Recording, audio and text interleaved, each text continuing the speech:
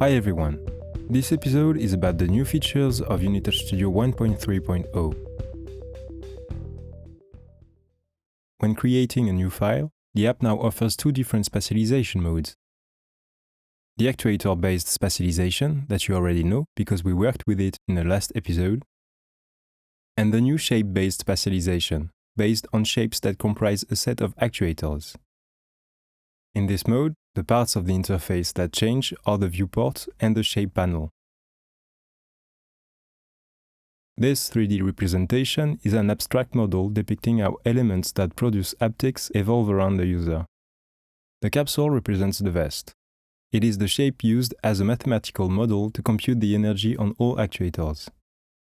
In the top right corner, you can find a 3D view of the vest, as well as a gizmo that allows you to rotate around the capsule. Below, you can activate and deactivate the floor grid. Each square of the grid represents 20 centimeters in space.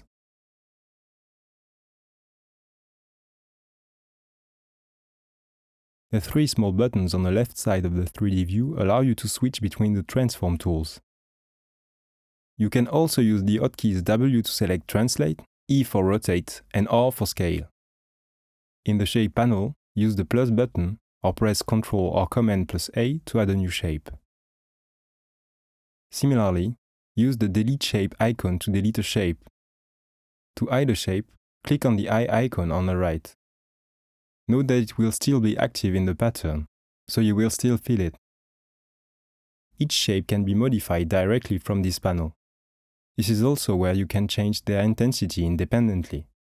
To rename a shape, double-click on its name. You can now edit it. The new boost feature will allow you to raise the intensity of a sample up a bit more. You will lose some feeling of spatialization, and the sensation may change a little, but it will feel significantly stronger. A negative level of boost is useful for the game integration stage with our Unity plugin. In fact, it will cancel the boost that you can add in Unity by the same amount. This allows you to keep a vanilla boost-free effect in your game.